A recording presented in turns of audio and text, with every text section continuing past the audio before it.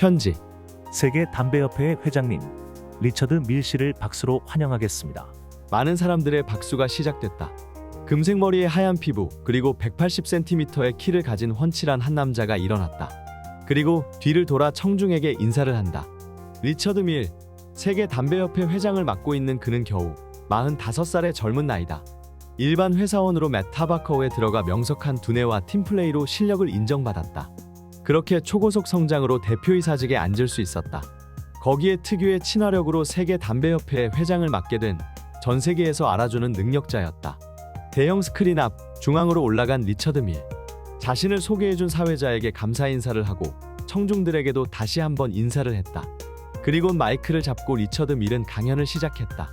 담배와 건강과의 큰 연결고리가 없다는 세계 담배협회의 회장이라면 당연한 내용의 강연을 시작했다.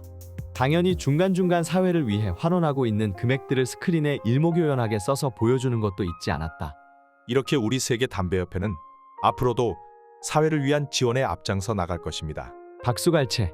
리처드 밀은 맡은 강연이 끝나고 바로 다음의 스케줄을 위해 미리 대기시켜둔 자동차로 향하기 시작했다. 다음 스케줄까지 얼마나 걸리지? 리처드 밀은 시간을 분단위로 나눠서 움직인다. 그런 그와 함께하는 비서에게 걸어가며 던진 질문이었다.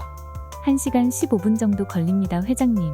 걸음을 재촉하는 두 명의 일행에게 강연 회장의 경비원이 다가왔다. 리처드 밀씨 되시죠?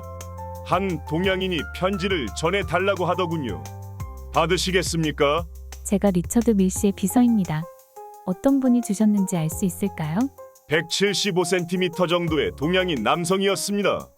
한창 강연하시는 중간에 저에게 전해달라고 놓고 가더군요. 예전 언젠가 편지로 사고가 있었기에 받지 않는 게 당연했지만 끌리듯 리처드는 받아들었다. 당연히 편지 봉투를 꾹꾹 눌러 내용물도 종이임을 확인하였다. 안에는 진짜 편지만 있어 보이네. 맡아주셔서 감사합니다. 그렇게 편지를 받고는 리처드 밀 일행은 서둘러 차량에 탑승했다. 회장님, 이거 편지 버리시는 게 어떠실까요? 뭐 하는 사람인지 알지도 못하는데 굳이 열어볼 필요는 없을 것 같습니다. 그냥 둬보게. 1시간 넘는 시간 동안 심심한데 내용이나 한번 봐야지. 폐암에 걸린 가족의 사연 같은 거겠지. 편지를 읽기 시작한 리처드 밀은 피식피식 웃으며 내용을 읽기 시작했다. 그렇게 내용을 모두 읽고는 깊은 생각에 잠겼다. 편지의 내용이 맞다면 세계 담배협회에 소속된 회사들의 주식 폭락을 예상할 수 있는 내용이었다. 그리고 마지막 줄에는 암호화폐 중 추적이 불가한 다크코인의 주소가 써져 있다. 그 옆에는 천문학적인 숫자가 있는데 전 세계 담배 회사 시가총액의 10분의 1의 금액, 즉 10%가 계산된 금액이었다. 다음 스케줄 취소하세요. 사무실로 차 돌리세요.